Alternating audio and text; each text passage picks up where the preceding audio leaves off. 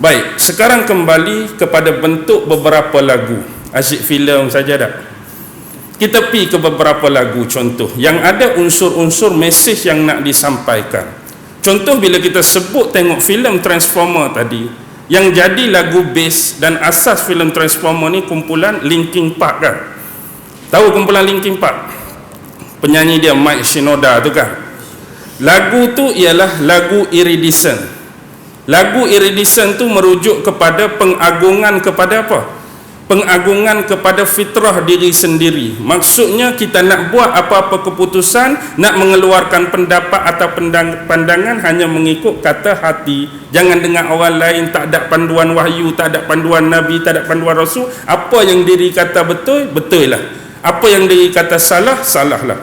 Konsep begini banyak terselindung di sebalik filem Hindustan kan. Kalau dia bercinta, bapak marah, pergi jumpa orang nasihat, dengarlah kata hati kamu, kata cinta dah. Tak payah dengar kata orang tua. Last sekali hidup merempak, sedih apa macam-macam lah. Baik, tu antara lagu lain yang paling awal ialah daripada MCR. Tahu MCR? My Chemical Romance. Lagu The Black Parade. Lagu The Black Parade cukup sinonim dan memang saya minat. Bukan saja irama dan melodi dia bagus, tapi dia menceritakan tentang bab keluarnya Dajjal dengan 70,000 Yahudi daripada Khurasan.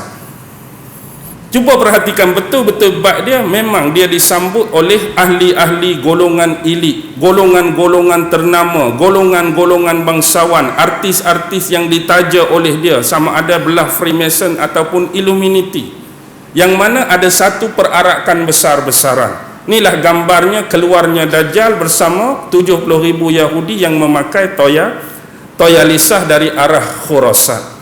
Benda ni diulang balik saja. Kalau kita tengok, benda ni dah lama berlaku kepada individu-individu tertentu yang punya pattern yang sama dengan Dajjal. Dulu di Babylon, Namrud pernah melakukan satu perayaan dan perarakan besar-besaran. Ada gendang, ada pancaragan untuk umumkan dia sebagai Tuhan. Fir'aun pun dah buat di Mesir. Begitu juga dengan zaman Ashabul Kahfi. Raja di Kianusun dah umumkan malam hak dia buat pancaragam nak umum dia Tuhan. Malam tu jugalah 7 pemuda lari menyembunyikan diri. Sebab tu sinonim Ashabul Kahfi dengan akhir zaman, pattern kepada hidden Dajjal yang tersembunyi. Sebab Dajjal keluar akan ulang balik apa yang 3 individu ni dah buat sebelum ni. Iaitu Dajjal pun akan mengaku jadi Tuhan, tapi sebelum tu dia mengaku jadi Nabi dulu. Nabi mana hak dia nak mengaku? Nabi Isa lah. Sebab tu memang tugas Nabi Isa turun bunuh Dajjal. Tak ada orang lain yang boleh bunuh. Hari ni hebat mana kita tak mampu nak bunuh Dajjal.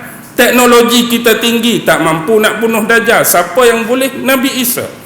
Jadi sebelum Nabi Isa turun ke bumi, Dajjal nak mengaku diri jadi Nabi Isa. Jadi nak mengaku Dajjal sebagai Nabi Isa, dia kena punya pattern-pattern mukjizat yang sama dengan Nabi Isa. Nabi Isa boleh perhidup orang mati, Dajjal pun boleh perhidup orang mati. Nabi Isa boleh sembuhkan penyakit buta, Dajjal pun boleh sembuh buta. Kalau Nabi Isa boleh sembuh penyakit sopak, Dajjal boleh sembuh penyakit sopak. Tiba-tiba seorang tu amatlah tidak logik nak mengaku jadi Nabi Isa, sedangkan pattern mukjizat Nabi Musa tak ada pada dia. Hari ni berapa ramai penganut-penganut, orang-orang yang sesat, taksub kepada individu yang mengaku jadi Mahdi, yang mengaku jadi Nabi Isa. Cuba bayangkan kalau hari ni saya duduk depan, saya mengaku jadi Nabi Isa, tapi bila tanya, ustaz cuba hidupkan orang mati, tak boleh. Ustaz cuba cuba celikkan orang buta, tak boleh. Ustaz cuba sembuhkan penyakit sopak, tak boleh. Jadi bila tak boleh, takkanlah hang tak perasan lagi aku ni siapa? Imam Mahdi, Nabi Isa ke pembohong, tapi ada lagi hadut percaya tu. Dalam keadaan tu pun membohong, menipu, berdusta, ada orang percaya pada dia. Ini nak cakap kehebatan Dajjal dalam memanipulasi pemikiran dan otak kita sebelum dia benar-benar keluar mewujudkan fitnah untuk batang tubuh dia sendiri. Ambil lagu lain, lagu Frozen, pernah dengar? Lama dah Frozen ni, zaman Madonna dulu. Frozen ni kan dia duduk menyanyi dekat padang pasir, kemudian bertukar jadi berulang hitam, dia bertukar jadi anjing kan. Tapi dia ada satu sebut, masa dia duduk nyanyi-nyanyi tu dia sebut dia sebut kau sebenarnya dia sebut ni sama dengan Tuhan orang Hindu kan. Orang Hindu dia sebut tu, cuma dia larikan nak suruh orang jadi keliru. Kalau sebut om tu nampak sangat, jadi dia buat sebenarnya dia sedang mempersembahkan tarian kepada Tuhan kegelapan dia. Sebab tu dia bertukar jadi anjing, dia bertukar jadi burung gagak yang hitam. Antara lagu lain Alejandro, pernah dengar lagu Alejandro Lady Gaga? Lady Gaga tu memang kaki dia dah, memang kaki Illuminati dah, Lady Gaga. Lepas tu ada penyanyi-penyanyi lain seperti siapa lagi? Seperti Christina Aguilera, tu geng-geng dia lah. Madonna tak payah kira lah. Lepas tu geng-geng, kita katakan geng-geng hak rap ni, macam Snoop Dogg, JZ, apa semua tu geng-geng dia. Jadi ada juga antara kumpulan-kumpulan penyanyi yang mereka ni sedar diri, yang mereka sedang dipergunakan oleh industri ni. Jadi mereka cuba kembali ke pangkal jalan, tetapi apabila nak kembali mesti mereka terpaksa melalui satu pengorbanan yang cukup besar. Yang ni dah dihadapi oleh contoh Marilyn Monroe. Dia kena, maksudnya nak tipu kes pembunuhan tu cerita biasa yang mereka boleh lakar. Antara contoh ialah kumpulan Nirvana, Kurt Cobain kan. Kurt Cobain, orang dakwa dia pi atas tingkat bangunan, tembak diri sendiri, jatuh.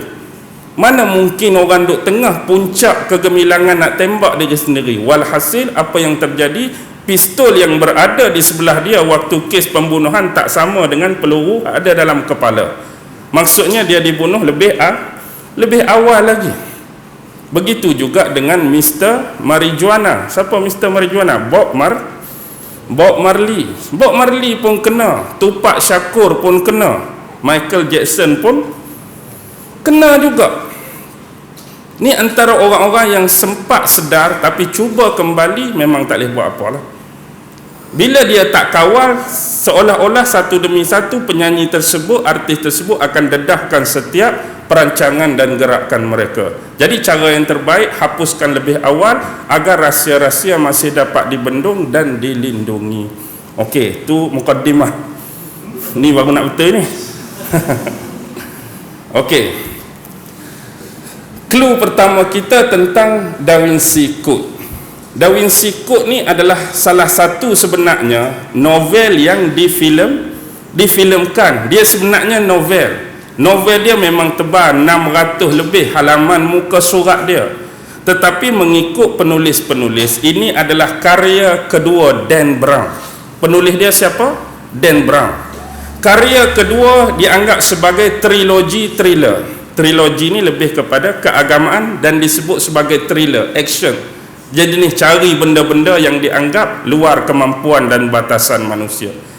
Kenapa disebut karya kedua? Sebab dia ada 3 gabungan. Yang pertama, buku dia yang sebenar ialah berjudul Angel and Demon, Malaikat dan Iblis. Yang kedua tu baru Da Vinci Code. Dan yang terakhir ialah Solomon Key, iaitu kunci harta pembendaharaan Nabi Sulaiman. Tapi yang penting ketiga-tiga watak-watak yang disusun secara rapi dan diadun dengan indah ni, hampir kesemuanya menceritakan tentang satu organisasi. Inilah yang disebut sebagai Priory of Sion, ataupun kita sebut biarawan Sion. Ahli-ahli biarawan Sion. Siapa biarawan Sion ni? Biarawan Sion ini dikatakan dalam tarikh dan sejarah bermula ditubuhkan oleh Godfrey. Godfrey pun ada orang sebut, Godfrey pun ada orang sebut. Ataupun kalau kita nak ambil Godfrey tadi, Godfrey de Bouillard ataupun Godfrey de Bouillard. Ada setengah lahjah sebut bukan Godfrey de Bouillard pada tahun 1090 Masihi. Bila sebut 1090 Masihi dah ditubuhkan Priory of Sion ataupun biarawan Sion ni, waktu tu perang salib tak berlaku lagi, baru nak bibit-bibit perang salib. Jadi kemudian biarawan Sion inilah yang menubuhkan satu pasukan daripada kalangan elit tentera salib yang kita sebut Knight Templar. Tu baru bermula Knight Templar. Jadi kumpulan ni 1090 Masihi. Jadi bila nak berlangsung perang salib tu, mereka pun masuk dalam kumpulan elit tentera perang salib yang dinamakan The Knight Templar. Jadi bila mereka menjarah bumi Jerusalem, bumi Palestin, jadi mereka menemui apa? Di bawah tapak Masjidil Aqsa tu, mereka menemui timbunan buku-buku sihir. Buku-buku sihir ni ialah buku-buku sihir yang terdapat pada zaman Nabi Sulaiman. Dulu Nabi Sulaiman waktu dia memerintah Jerusalem ni, dia buat akta. Jadi ahli-ahli sihir dan pengamal-pengamal sihir ni dia kena tangkap. Sekiranya sihir dia tu berlawanan dengan apa yang telah ditetapkan oleh Nabi Sulaiman, dan buku-buku dia ni disita dan dirampas. Jadi tuan punya buku di penjara, buku tadi dihimpunkan dan diletak di bawah Masjidil Aqsa.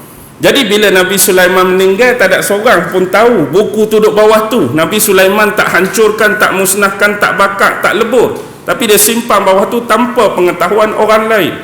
Jadi bila Knight Templar tadi menjarah, dia korek situ, dia gali sini, akhirnya dia bertemu dengan satu bilik rahsia tu. Jadi situlah dia menjumpai buku-buku sihir rahsia yang pernah diamalkan oleh penyihir-penyihir zaman Nabi Sulaiman. Bahkan sebenar ajaran sihir tu bukan ajaran Nabi Sulaiman, memang ditulis zaman Nabi Sulaiman, tapi lebih awal dialah kepercayaan paganisme kuno zaman Mesir purba lagi, zaman Fir'aun lagi ilmu tu. Jadi bila zaman Fir'aun, kita kena naik sikit ke atas, dia pergi ke zaman Nabi Musa lagi ilmu tu, tapi tak dibukukan lagi. Jadi orang duk terima ilmu tersebut secara riwayat, secara tasalsul, secara keturunan. Jadi hak betul-betul ditulis pada zaman Nabi Sulaiman dan letak bawah tu. Jadi mereka jumpa benda ni. Jadi untuk mengelabui mata masyarakat dunia, mereka create satu filem The National Treasure. National Treasure lakonan Nicolas Cage tu. Tahu Nicolas Cage? Kalau tak kenal hak berlakon Con Air tu. Con Air kan, hak dia orang-orang tawanan duk atas kapal terbang tu, Nicolas Cage kan. Dia juga pelakon The National Treasure. Tapi dalam tu last kali dia jumpa apa? Dalam filem tu tunjuk. Jumpa macam kekah-kekah emas, patung-patung emas, tapi hak sebenarnya buku-buku sihir itulah. Jadi geng Knight Templar yang asal ni agama apa? Asal Kristian, tapi bila jumpa buku tu mereka amalkan ajaran-ajaran sihir paganisme kuno zaman Fir'aun, mereka dah jadi tak ada agama. Walaupun di luar depan mata masyarakat aku Kristian, tapi asalnya mereka mula menjadi penyembah iblis dan syaitan. Sekarang ni pun amalan ni mereka ada hubungan yang cukup kuat dengan dimensi syaitan, mereka ada hubungan yang cukup kuat dengan dimensi iblis. Jadi pertama kali saya nak war-warkan di sini bahawa pemerintah dunia yang sedang menakluk dan mendominasi anda hari ini memang tak ada agama pun. Mereka sebenarnya berselindung di sebalik nama agama, tetapi hakikatnya mereka adalah penyembah-penyembah syaitan, mereka adalah penyembah-penyembah iblis yang siap untuk menunggu raja terakhir mereka, iaitu Dajjal. Baik, kembali.